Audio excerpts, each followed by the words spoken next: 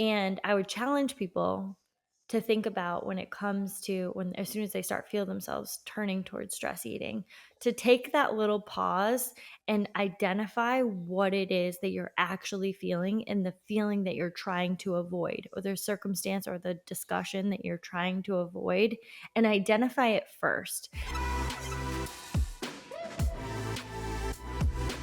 Hi guys, and welcome back to the Thick Thighs Save Lives podcast. I'm Kelsey. Welcome back for another week with this crazy, dynamic, a little bit pregnant duo.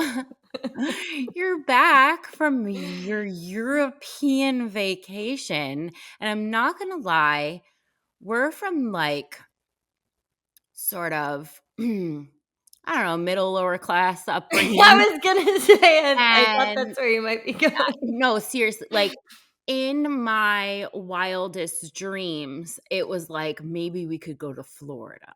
Like that would be like a big vacation, like a big traveling thing for us. And not to say that there's anything wrong with that. Mostly we just went to New Hampshire because that was where you could drive to. Yeah. And We never actually did go to Florida.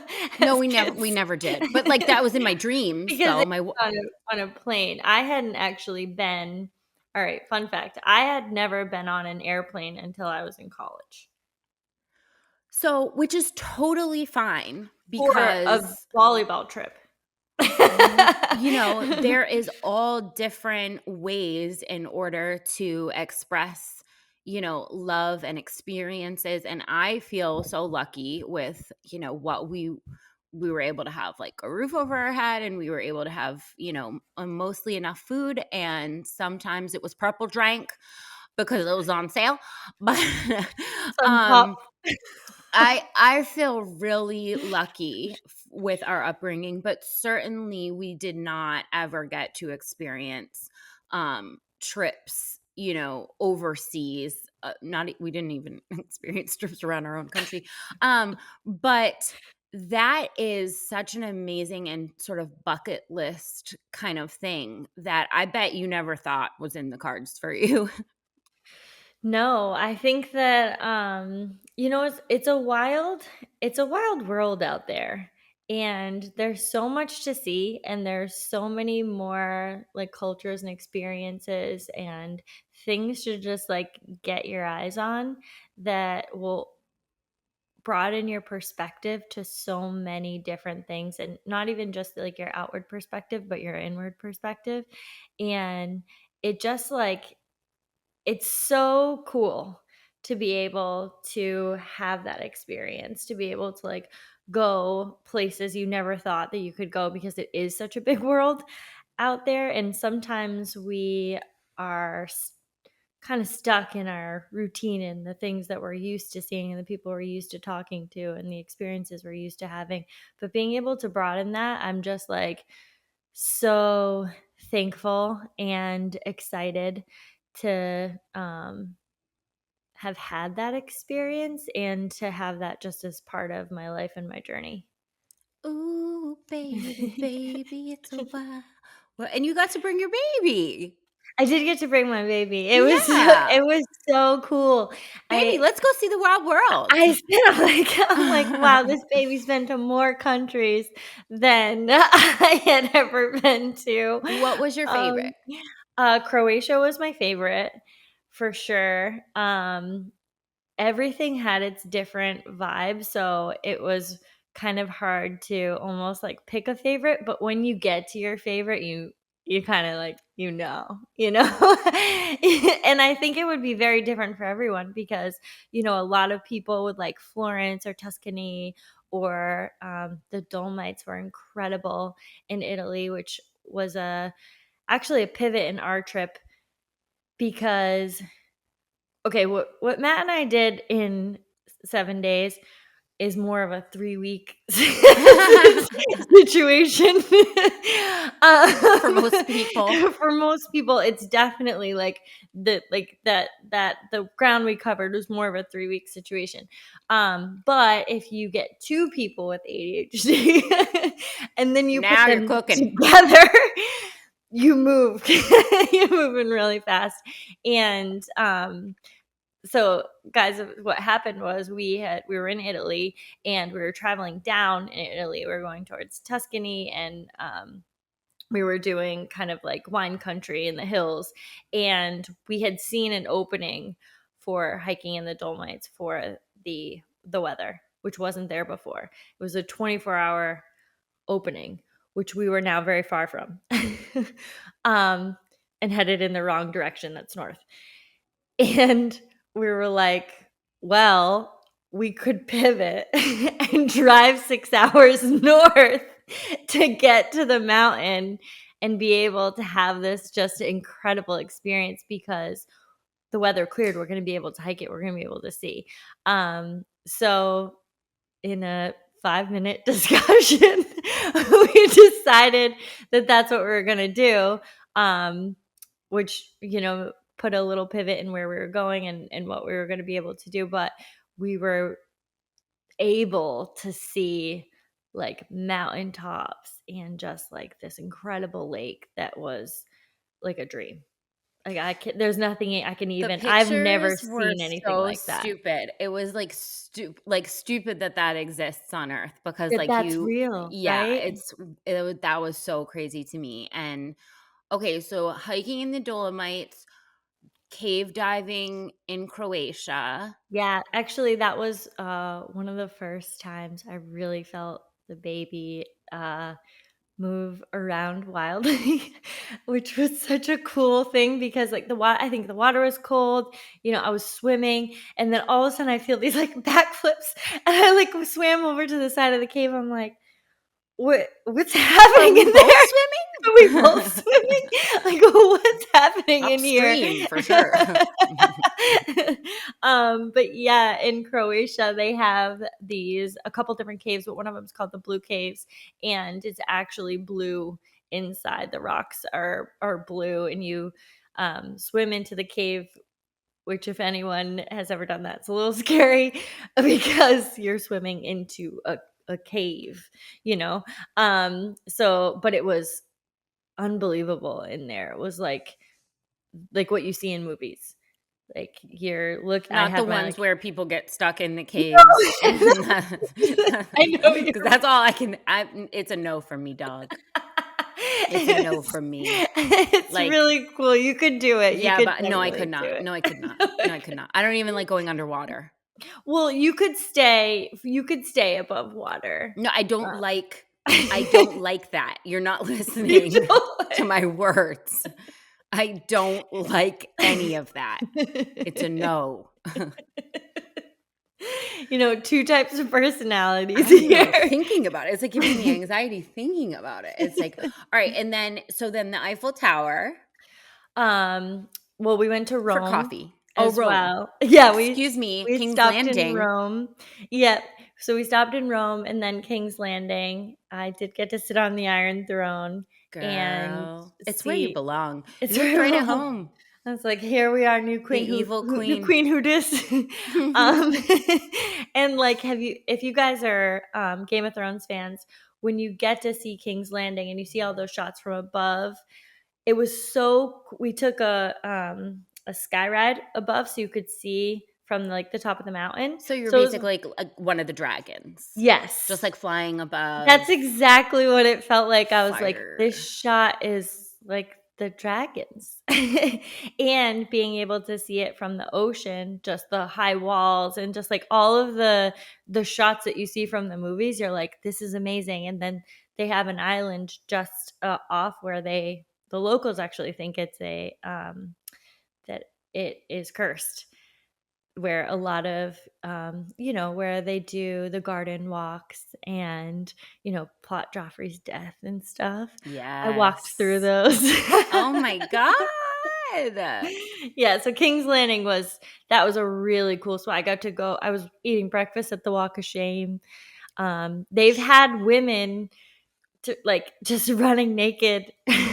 Well, obviously, what else are you supposed to do?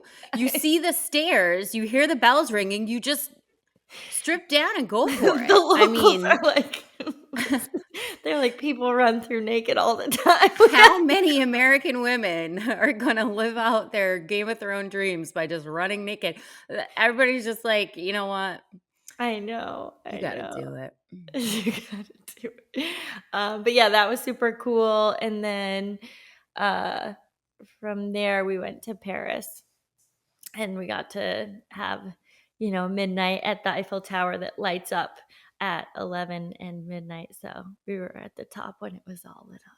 I'm just so happy for you. I'm Yeah. just so happy for you for, just such an incredible direction that your life is taking right now, and you've waited and you've been patient and you finally just like found your person, and you have, your little baby growing in your little bump, and it's just a really exciting time for you right now. So I would like to say from all of our friends that are listening, and myself, how just like excited and proud we are for you. And we can't wait to continue to watch your journey. It's just so inspiring. Thank you. Yeah, it's a wild ride because I think you never sometimes I've like not written it off, but just been like, I don't know if I have a person out there. Like, because I've met a bunch of great people, but they weren't my person. And like it was always like, but they're so great. Like you have all these great qualities. But I think all of us like know, like in our hearts, like they're that you like you could if your mind is talking you into something, there's something that your gut knows better. um, so like, and it's not that I was like, oh, I'm just not going to be happy. I was like, no, I choose happiness. Every person chooses happiness. You don't find it. You don't find it at the end of 15 pounds. You don't find it in a person. You don't find it in a place like it's not there. But, um, for me to be able to be like, wow, I'm so happy. And I found a person who matches my energy and just like to have all these experiences. And I always wanted to be a mom. It was always She in my always wanted to be a mom. All right, we're gonna all collectively gag now. Couples go in love. And all of us who have been married for 1 million years are Hopefully all, you guys are all still so in love too. oh I my met God. our boat I know. driver was married for 35 years, and his wife brought us this, like, pie. It was Oh so my cute, God. and then he drove by, and she's, like, out there laying on the rocks in Croatia. He's like, "That's my wife over there. She's just out to say goodbye to us," and I was like, "Sir, I love you." Sure. I was like, "Do we just become best friends?" That's it. That's what it's all about. Right Yeah. there. Wife's waving with pie. And I know. that's happiness, I Yeah. think, in a nutshell. You don't even Um like pie. I really like pie. On the lines of food. Right. So if you also really like pie, but you find yourself in a situation where you be liking pie too much at really stressful points where you're like, is this pie really what I should be doing right now? We are discussing probably, I would say, one of our most asked questions today. Um, it needed its own episode because it's so nuanced, and there's so much like weird shame and disassociation and just honestly misinformation about this topic, I think. And what we're going to talk about today is stress eating, because the question that is constantly posed to us is, how do I stop stress eating? And I want to tell you that today's podcast is both going to have the answer to that and is both also going to be the anti answer to that, because stress eating is absolutely a behavior that people can exhibit in a unbalanced way, but it's also not an unnatural behavior and something that makes you broken. Yes. So what I love to think about when it comes to stress eating, and you're completely right. This is the most one of the most asked questions. And I think that's a reflection of the emphasis we're putting on eating and stress eating, and a reflection of how stressed we personally feel we are as a society, individually and as a society. So, what I want to talk about when it comes to stress eating is whether it becomes a problem or not. Because I think that for a lot of us, every time we're stressed and we're eating and we're looking towards food as a comfort or a coping mechanism, we're conditioned to see that as something that should involve shame and should be something that we don't turn to for stress. And that's the first thing that I kind of want to break up, is that turning to food as a form of comfort or as a form of joy is completely normal. But you didn't think you were going to hear that on on our stress eating podcast. You know what? It's not Necessary only even. normal, necessary, and just completely great and okay, because turning to food is normal for healthy comfort, pleasure, joy, however it is that you've been conditioned to think that you cannot turn to food for these things and something about you is broken because you turn to food for some type of comfort. And then we look around and say, wait, so many other people are as well. Why is that a most asked question? That's because it's actually normal. The conditioning has come into play when we've decided that that's not normal and it's not a valued coping mechanism. So there's two things at play here, because there is a harmful type of stress eating that is not accompanied with feelings of reducing the stress, that doesn't meet the goal that you're initially setting out to obtain, that you don't feel joy and you don't feel pleasure and you don't feel comfort. You feel shame and stress, chaos.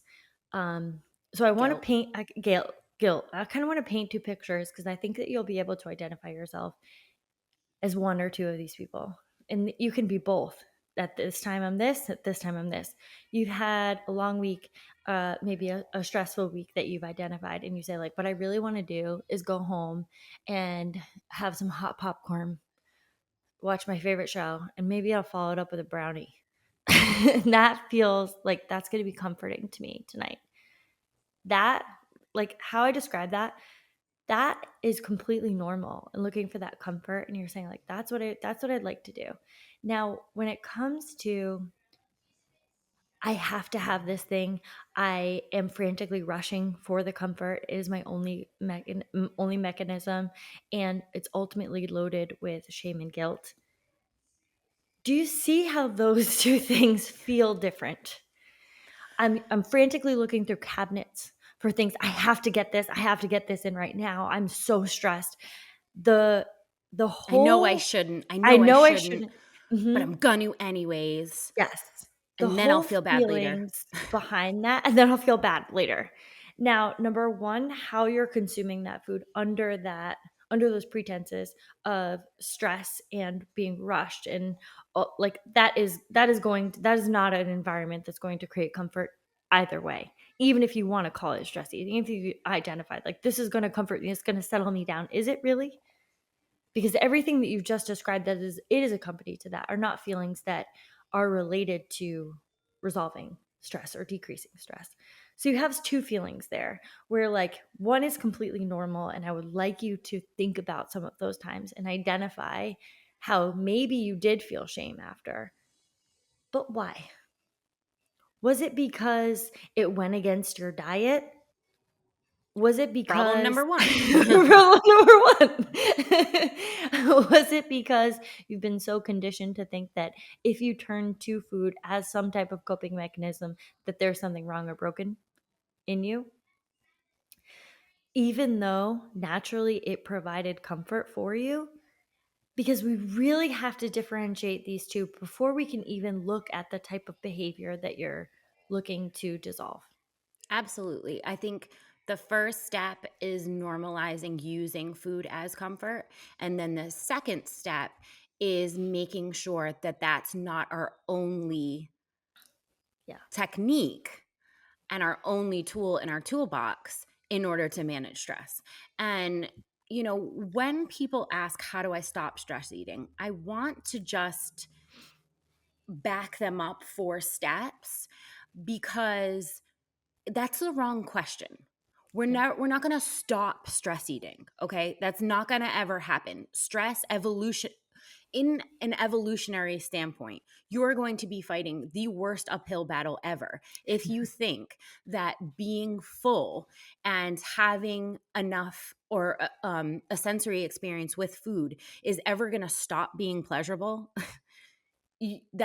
Evolution says that's not a possible thing. So let's not have the goal of stopping stress eating, but let's have the goal of sort of asking more questions about how and why this behavior is serving us, because we don't do things for no reason, right?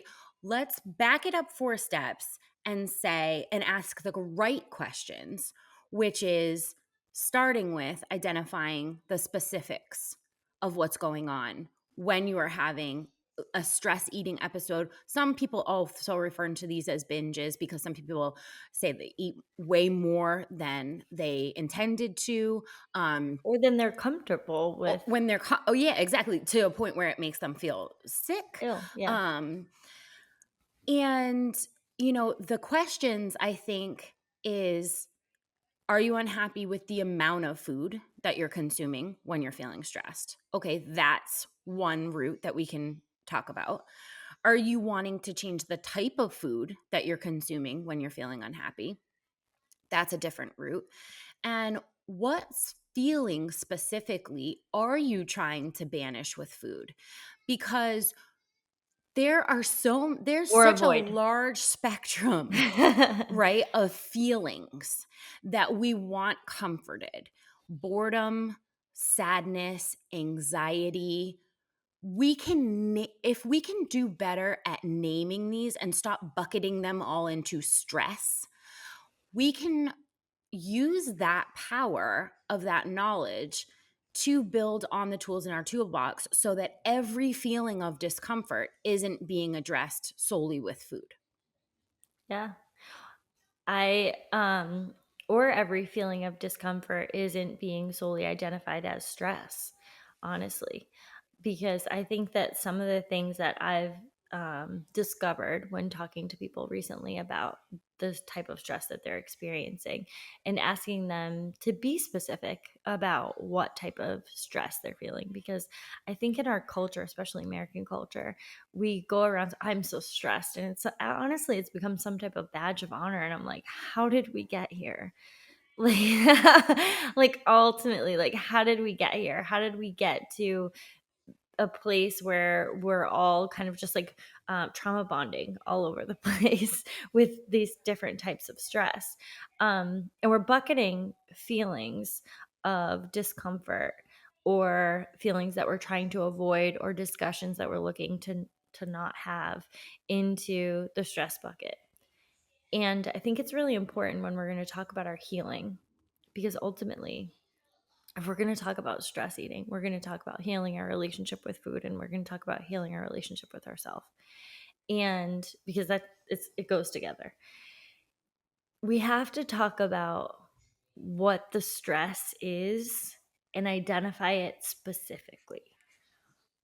Are you feeling anxious about the future? Are you feeling anxious about this relationship, this conversation? Are you feeling that angry at this person, or sad, or your feelings are hurt? And can we, for 1 second, sit in with ourselves instead of looking for all of that to kind of avoid the feelings that we're avoid our feels, um, of looking to for food, instead of looking for it, we're not looking for it for comfort, we're looking for it in a more of an avoidance in those situations. And I would challenge people to think about, when it comes to, when as soon as they start feel themselves turning towards stress eating, to take that little pause and identify what it is that you're actually feeling, and the feeling that you're trying to avoid, or the circumstance or the discussion that you're trying to avoid, and identify it first. Now, if then you follow up with, oops, that hurts, I'm still going to go eat, that's okay. That's okay. we've made progress there in identifying what it is, and maybe you couldn't sit in it just yet. But having that identification is a really important process in the part of healing. And just as we start this discussion, I just have to say that this healing process is not, I'm not going to tell you by next Friday or this Friday, you are, by the end of this podcast, you are going to have all the tools that you need to stop stress eating, and it's going to be completely eradicated by Friday. That's not going to happen. The It's not the tools that goal we're going to, either. that's not the goal. The tools that we're really going to give you and talk about and start the discussion with are going to be tools that you're going to be able to implement over time, and that you have to realize that when you start implementing some of these things, it might be just starting with some of that thought process of what is it that I'm trying to identify, sitting with that for a second, and you may not have even implemented one of the later tools of like how we could work on like more of an actual. You have to realize you did make progress One step there. at a time. And yeah, I think, it's really, really hard because I looked it up when you were talking because I wanted to get the correct stat. One-fourth of Americans rate their stress level at 8 or more on a 10-point scale.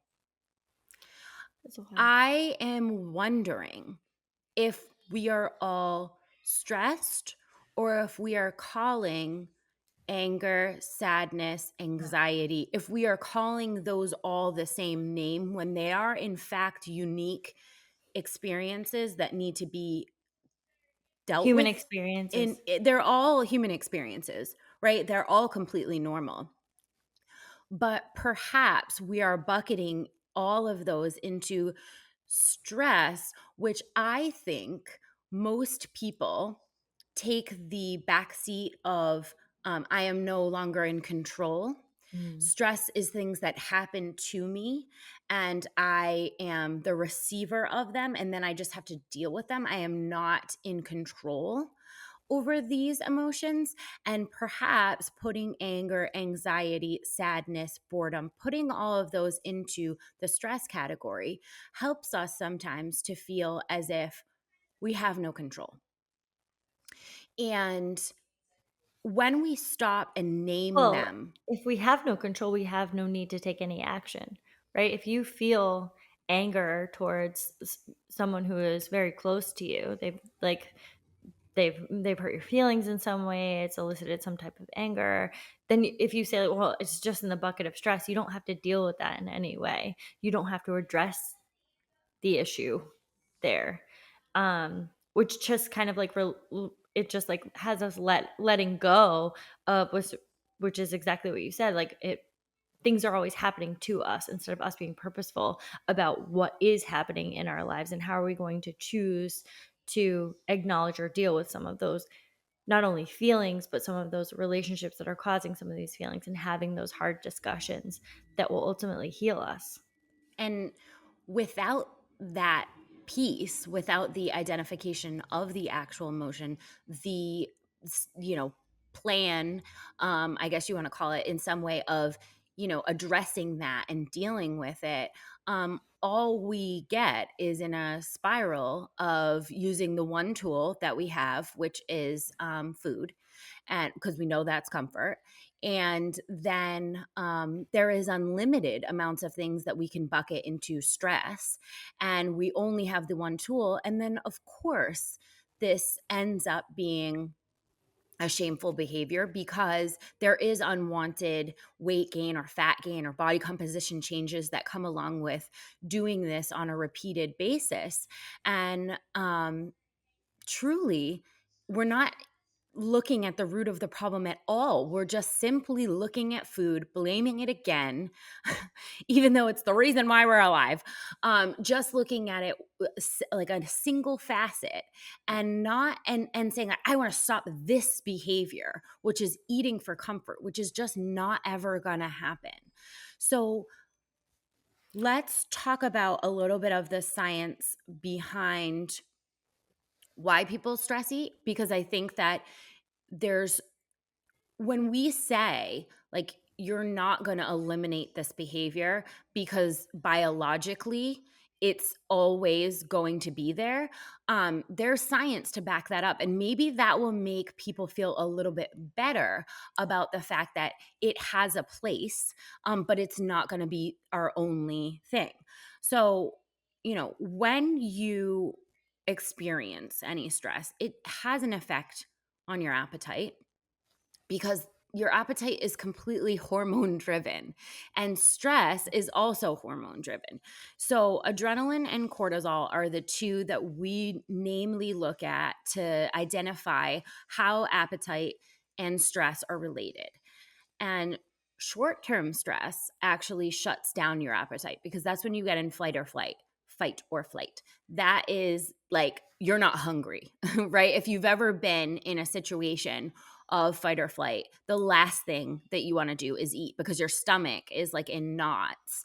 Um, and that's all of your adrenal glands pumping out adrenaline, right? To help you to lift the car that your baby's stuck under. You're not going to stop and have a popcorn real quick. Um, Hang on, I'm I stressing. need some energy. The carbs would really help me pick up this truck. But it's the persistent stress that actually revs up your appetite because your adrenal glands are going to release cortisol, which increases your motivation and your appetite. And this is the like chronic stressed out American. The I'm never not stressed. I live in cortisol levels that are constantly elevated. And I'm gonna tell you that this is a really high percentage of the population. Super high percentage of the population. It's actually from an evolutionary standpoint, like we're not supposed to, our bodies are not designed to stay in this type of elevated stress for this long periods of time. And it's really been a heavily cultural influence of this type of stress because our physical responses to the short-term stress, like Rachel talked about when you're in fight, flight, or fawn, you're when everything has risen, that type of stress, it ends, right? And then you get to come back down. The type of stress that is this long-term stress that we have kind of just like identified and all, not all, a lot of us have settled into for just every day. Like you kind of experience this on an everyday basis. And a lot of people, even if you're not identifying yourself as one of these people, I want you to notice your current body language. Like, where are your shoulders? Like, how does your jaw feel? Like, how are you sitting right now?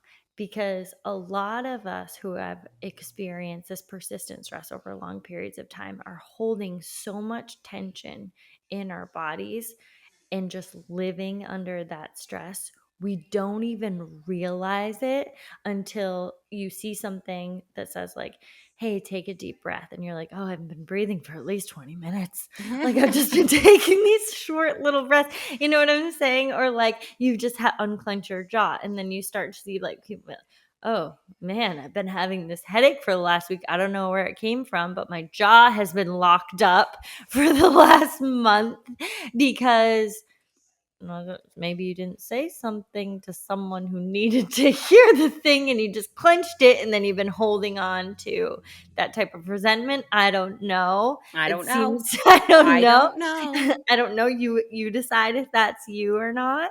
But this type of stress, our bodies are really not meant to stay in these high levels of consistent stress over this period of time.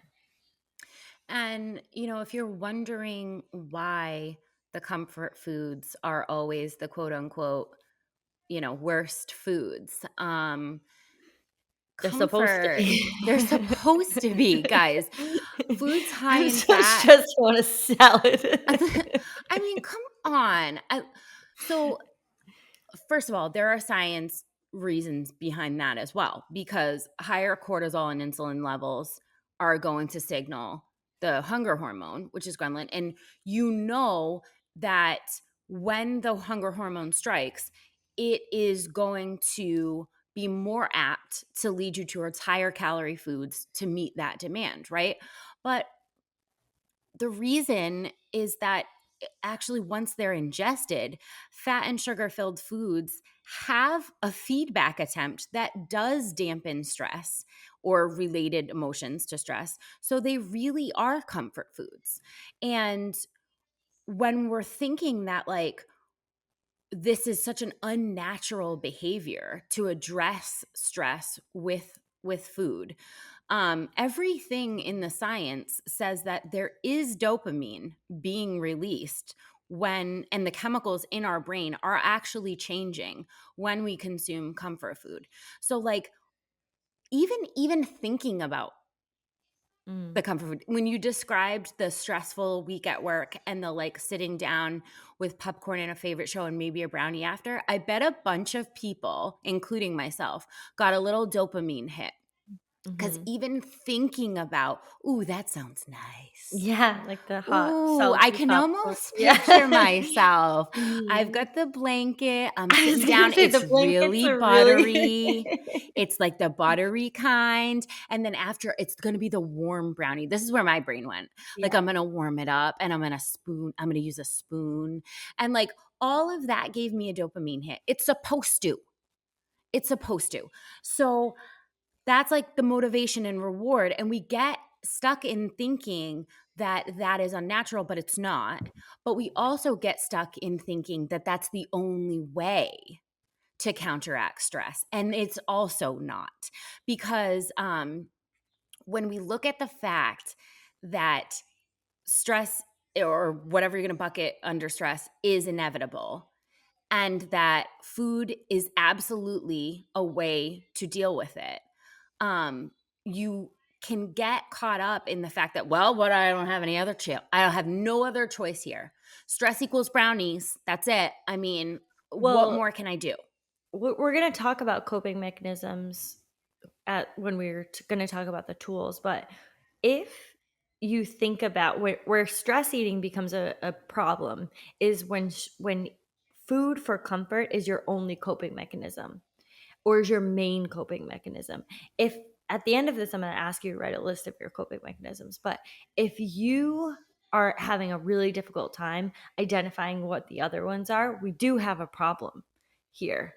Like, you need, and this would come in any other circumstance, because if I were It's to not say balance. it's not balanced, because Mm-hmm. if I were to say on the same spectrum, if just going for a run is your only coping mechanism, I would also say it's not balanced. You Even have a though, problem. from a societal standpoint, like that would be healthier, it's not balanced. And we need to have different coping mechanisms to be able to deal with stressful events. We need to be able to turn to different things. And like, if you're wondering about what I would say to you on therapy, is that they need to fill different cups for us. Like, you need to have a social emotional one. So for a coping mechanism, like, you need to look at, like, who are your people that you reach out to when you're stressed? Who's that phone call that you make? Who's that person that you can talk to? Because that's your emotional connection. You need to have an inner connection. So like, when you're stressed, like, what is it that you do to feel more connected to your body? What is it that you can do to bring yourself into your body to say, like, I'm safe here, I'm okay, I'm in control of these types of things, and this is what I'm going to do?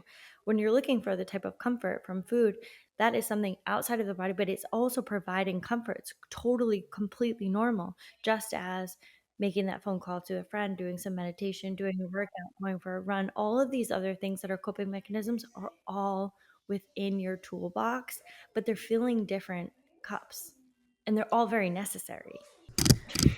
We're interrupting this podcast to tell you about the coolest leggings that have ever been on the planet ever. And if you are going to try to crush this new year, you need them. Why are you laughing? You You sounded like that kid. Have you ever had a dream where need 'em. have you ever tried the best leggings and then they are sweat proof? No, it's so true. Sweat proof, squat proof. They are so freaking comfortable and they have pockets. If you're listening to this podcast and you're not currently wearing our leggings, I gotta tell you, you are missing the boat, sis. You're missing the boat, and the thing is, most people don't know as they start to get new leggings that not all leggings are created equal, Ooh. and you don't know that your leggings are see-through until you've been wearing them for a month at the gym and someone gets up the courage to tell you that they've been seeing through. Our leggings never see through, completely squat proof, sweat proof, and they stay up while you're working out. So grab a pair for this new year at constantlyvariedgear.com. All necessary. Before we move past the sciencey stuff and into some of those techniques, I just wanted to hit on a couple of things that I thought were really interesting about some of the studies that we looked at.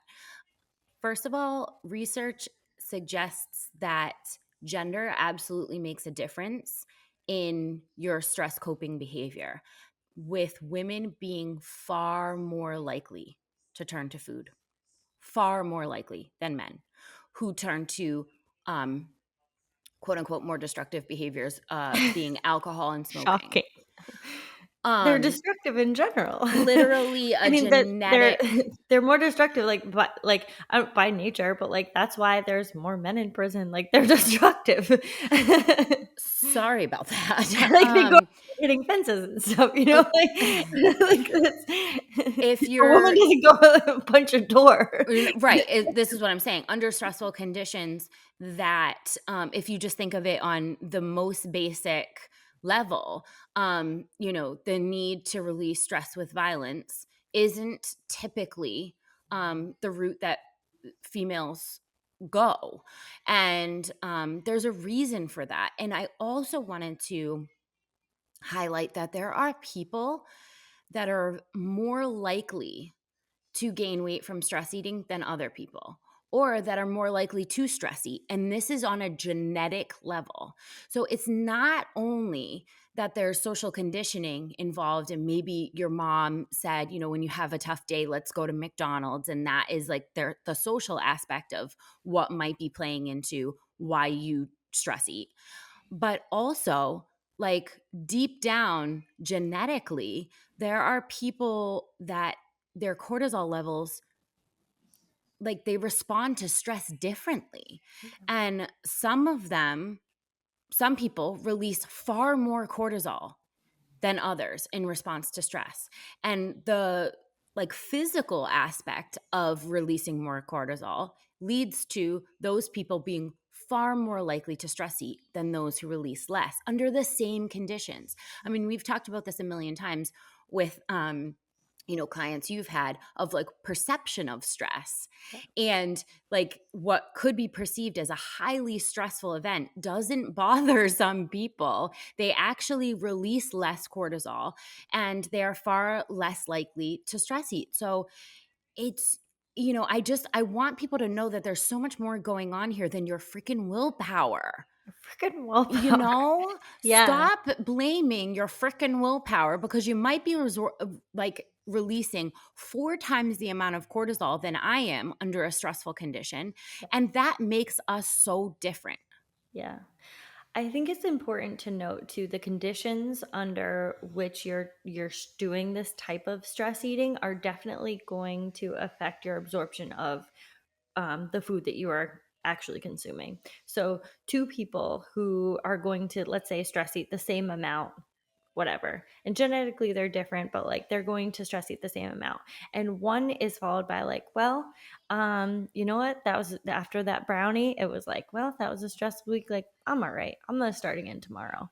And the other person is followed by this frantic, um, like shame and like these conditions that are just like, even while they're eating, I shouldn't be doing this. Your body knows what the fuck's going on. So all I'm telling you is the absorption for the food that you're eating in your gut under those conditions is going to be much different than the person who just said, like, well, this was a nice little, I'm just watching my show, I'm having my popcorn. Like, those conditions are how your body is going to metabolize the same food is very different.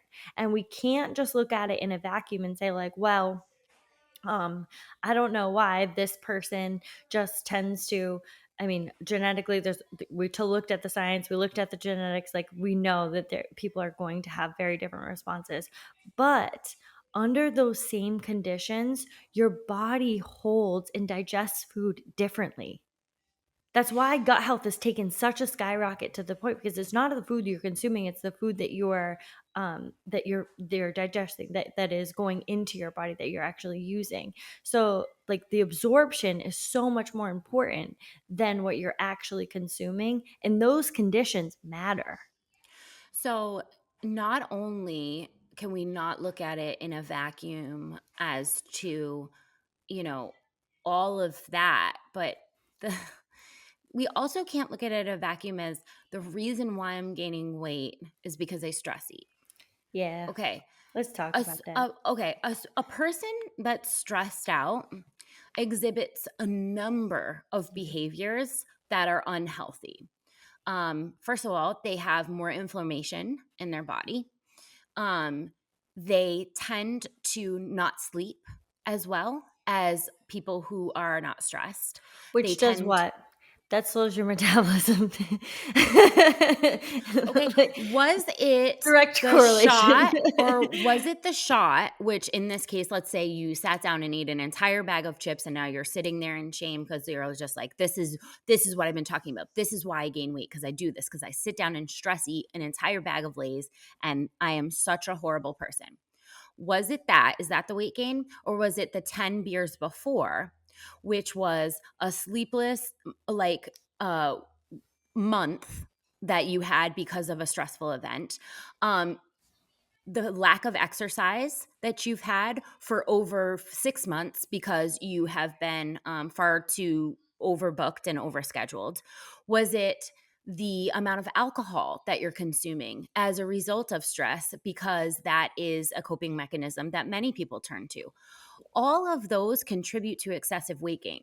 So you can blame the bag of Lay's, and sure, it's in there, but as usual, we are overdoing the blame on food Yeah. and not addressing things like hydration, sleep, inflammation, alcohol. Like all of these things are also in play, and lo and behold, are also signals of an extremely stressed body. We also have to look at the cycle that's created, because I want you guys to think about, if you are a stress eater and you're thinking right now, like, yeah, I know that's totally me. And I ate this thing, I felt a bunch of shame. And then I felt shame. I went to bed. I woke up the next morning. Then I'm going to delay what I'm going to eat the next day, because whatever, I ate so much yesterday. I feel so much Undeserving shame, undeserving of of food. food. Mhm. That's a I don't great, deserve to yes. eat. I don't deserve to eat because I overate yesterday. So we delay all of that food. Now we put ourselves in a position where our hunger cues are really going, and now we're craving similarly the more undesirable food that we want to be eating at that time. And we haven't actually found pleasure in a healthy relationship with food again, because now we're delaying all of that. We don't deserve it, and we're pushing it off until then we go into the next cycle of stress eating. The cycle that's created from just the stress of that singular incident is so much more harmful than the actual incident of stress eating. If you are someone who stress eats and you say, if we could just stop for a second and say, like, it happened. I stress ate too much. I don't feel that great. It happened. I'm going to go to bed. I'm going to wake up tomorrow and I'm going to start again.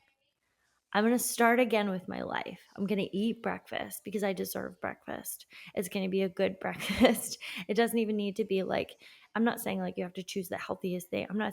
I'm saying you deserve whatever breakfast you want to eat the next day. Don't put off eating again, because you're going to create this relationship with food that is going to continue to be detrimental to your a relationship with food in your mental health. That's more Absolutely. detrimental than any small episode of binge or stress eating that you could be experiencing.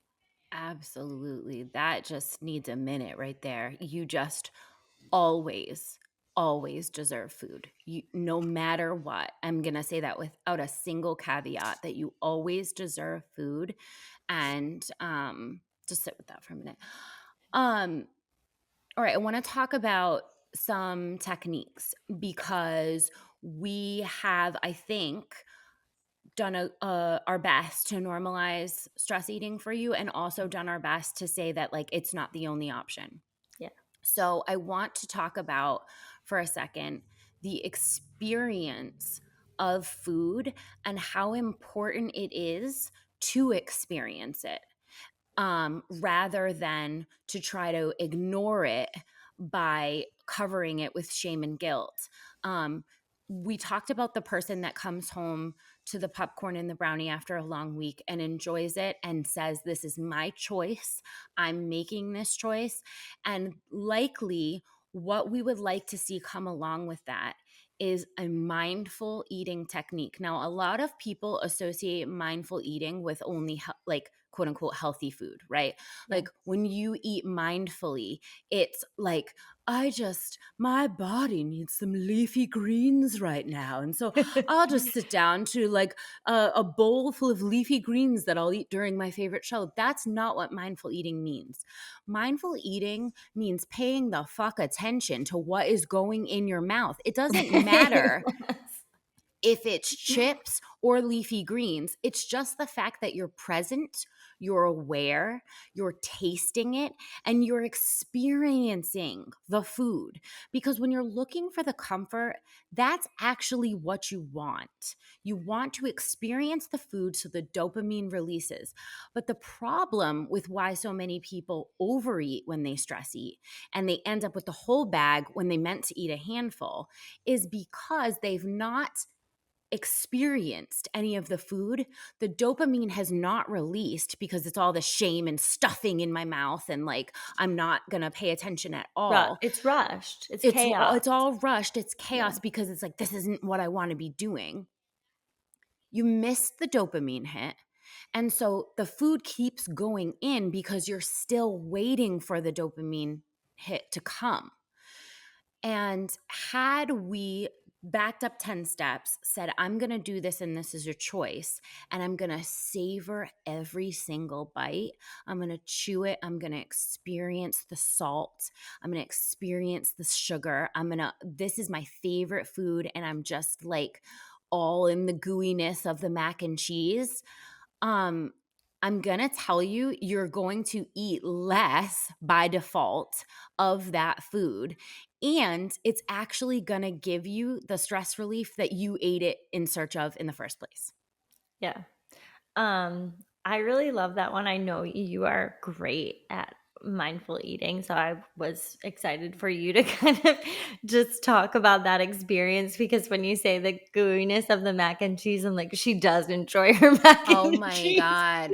That's personal experience, guys. Me and cheese have like a relationship that is Unbreakable. untouchable. You can't. Something that's really helped me when it came to mindful eating techniques was kind of understanding I have sensory issues. So, the understanding the sensory the fulfillment that I was looking for at that time has made mindful eating much more enjoyable for me because often the sensory experience I'm looking for is like something crunchy. Chips. I'm looking for a crunchy thing. I want to be able to consistently do it with my hands, and I want the crunchy experience. Um, Usually salty crunchy. Mm-hmm. like Mm-hmm. but I think as soon as I identified, like, I'm looking for something crunchy, it helped me slow down to actually experience the crunch that I was looking for, not actually like necessarily the flavor. So I just wanted to present that because some people are like, well, I don't even, it's not what it's almost like the flavor is not what you're looking for, but you're looking for a sensory experience that you can have at that moment. And as soon as you're able to identify it, you're able to almost enjoy it more. Absolutely. And one of the best things about mindful eating is that you're employing all your senses, not just the sense of taste, but the sense of like you smell the food before it Mm. goes in. Like you like experience like you might close your eyes while you're chewing it to like really experience that crunch. But But you that's can't yeah, do that if you're like, "I'm so shameful about eating this, I just have to shove it in there," like no. That's Yeah. not what we're using this You're for missing it. enjoyment and then Yeah. we're not enjoying it? Like, what kind of weird Mhm. shit is that? Yeah. Um, Stress eating. so the other thing that I wanna talk about is some different tools. Yeah. And I think that the most important thing here is that we go back to step 1 of you must first identify the emotion you're experiencing. Don't bucket it all under stress. We're going to specifically identify it. And what I like to do is I have go tos for each. Now, this isn't an every time thing, right? But like I have a go to for anger, then X, for sadness, then X. And these are my for different tools. And that way I don't go for anger, sadness, stress, uncomfortable, overwhelmed, anxiety. I just eat. Like I no, I have my go tos. And it's not every time. Sometimes it's like anxiety, eat. But most of the time, I know that if I can name it, I have a technique that works better than eating. Yeah. Anxiety and eating for me, that doesn't curb it. So I know that when I am anxious, it's physical movement.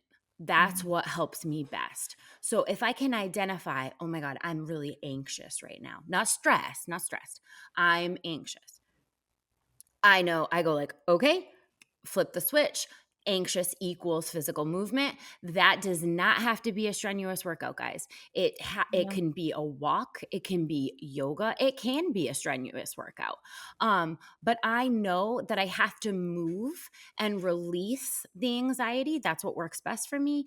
And one thing I want to make sure of, if you use physical movement in this way to curb one of the emotions, whatever yours is, it is not with the backdrop, okay? Because you're gonna ruin it if you do this. It is not with the backdrop of losing fat, looking better, toning my abs, this all bullshit. You have to say, this movement is for my anxiety. That's Yeah. why I'm doing it right now. And then you don't get caught up in why am I not PRing my back squat when I'm doing this? Or why do I go to Yeah. the gym to curb my anxiety and look at my fat belly? No, Distractions, distractions. those are all distractions. And also, that is not the purpose of the physical movement. Yeah. Sometimes that is. But if you're using it as a tool in your tool bucket for quote unquote stress, then you need to say specifically, I'm using this right now to curb my anxiety and it has no other purpose. Yeah. And then you relinquish all of the pressure that comes with that, like, session or what's happening during that, that walk, or how long did you go? What was your pace? Like, all you relinquish I'm all of not that bringing because the any fitness goal trackers no, on because the my walk. goal being met, or the goal that you're looking for, is to curb the stress or to curb the anxiety. So, goal met. It doesn't matter. The other stuff is just noise in there. And I know that, a lot of people are like, well, sometimes I'm having this is me sometimes. Sometimes I'm having a hard time identifying what it is that is making me feel this Ick. type of this ick. Yeah. Mm-hmm. You're like, I'm in a bad mood. This is blah blah blah. I don't even know what it is. That also physical activity is always for me, but I if in any way you can bring yourself into your body. If you're more of a meditation person, if you're more of a stretching person, all of those are all things that bring you into your body instead of looking for distractions. This is such a like common um, American thing, right? Distractions are heavy. Instead of scrolling on Instagram, instead of grabbing the chips, instead of doing the things that is going to give you some type of distraction from what it is you're feeling, eliminate those. Bring yourself into your body, whatever that means for you, to be able to work out what it is that you're actually feeling. And I guarantee you that will be eliminating or alleviating your stress in the end, rather than running away from the same feeling that you're looking to avoid. It's so true. If you're not sure, don't distract yourself. Don't You're distract if you yourself. can't Just identify sit. the emotion, don't Yeah. distract yourself. That's not gonna get you any closer.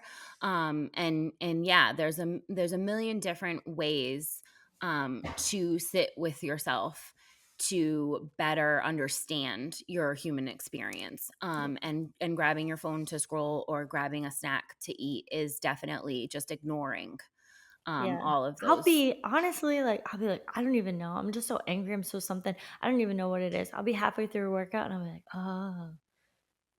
It came to me. It I came know why I'm to angry. me. I Oh, know so I I wanted to say my anger one because, yeah, I literally have paths for each one. Like, I'm just like, "Oh, this kind of person." It's an organization thing. Um, Anxiety means physical movement. Anger means shower. yeah. I don't know. This is a sensory thing. I do know that, but I also know it's a when I'm angry, I need to be alone thing. Yeah. I know that I can go in, close the door, no one will come, usually. Rarely.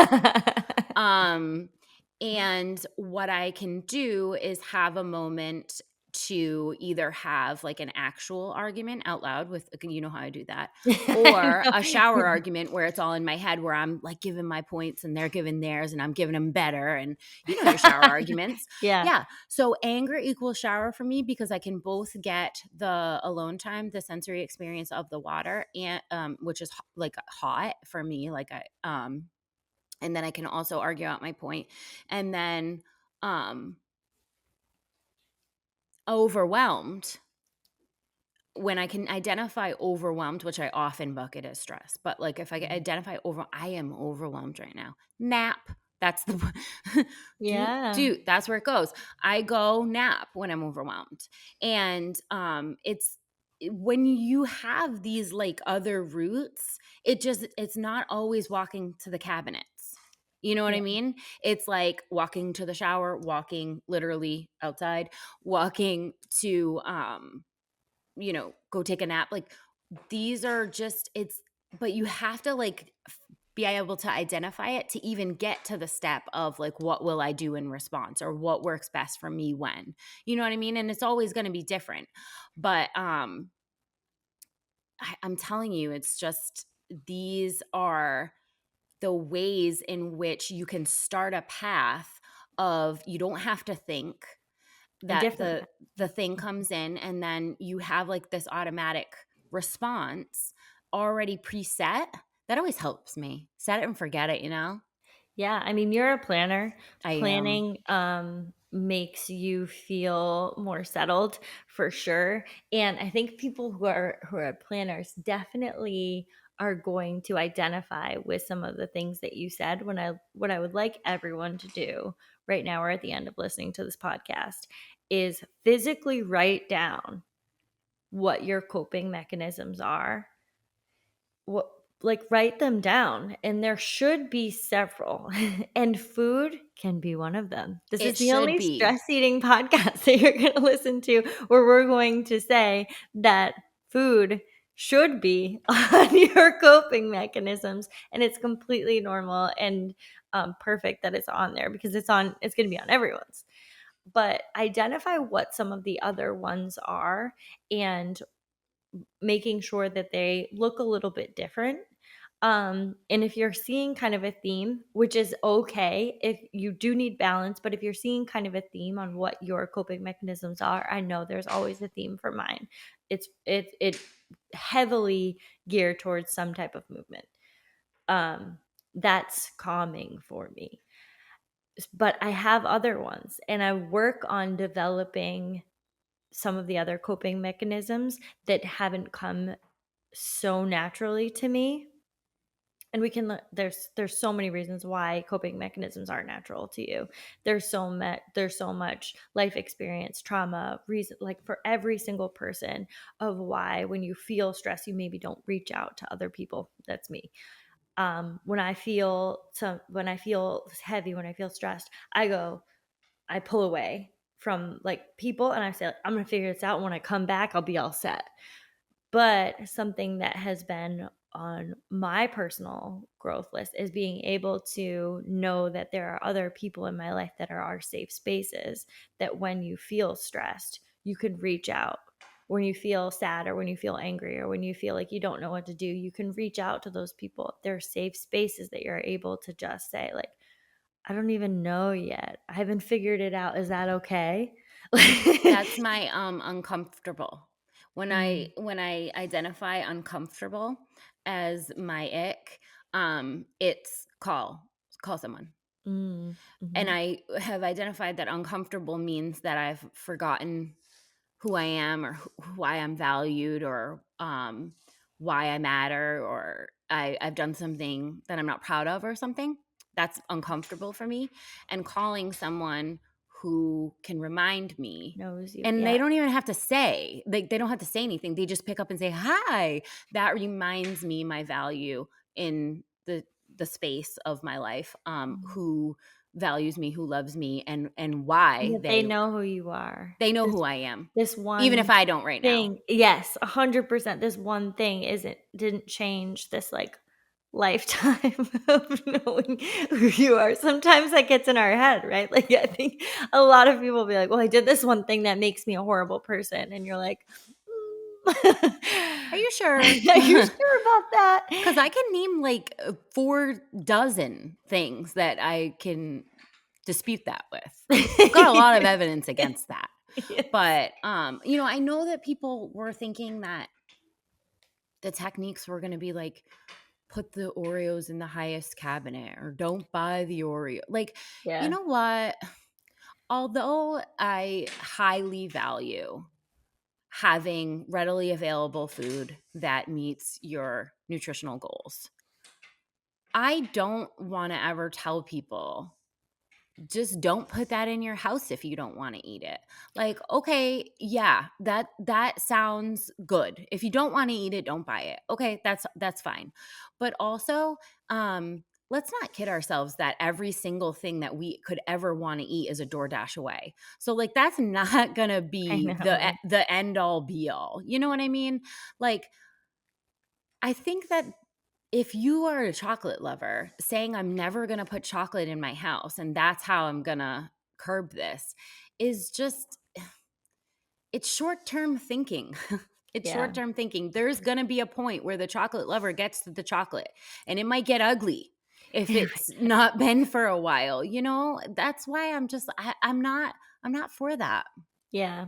Well, that's what I was gonna say when it came to, if you are someone who has ever Googled what to do about stress eating, you understand that looking at these coping mechanisms, these are used in a way to say, do this instead of stress eating. And that's something I'm just not gonna tell you during this podcast because I just don't think it's realistic. I don't think it looks at the type of healing that's necessary for stress eating, which is usually something that's been going on for years, and I don't think it's all encompassing. So, some of the things that if you're looking to incorporate some of your new coping mechanisms that you've identified today, is that I don't expect that you're just going to immediately cold turkey your stress eating and just go for a walk.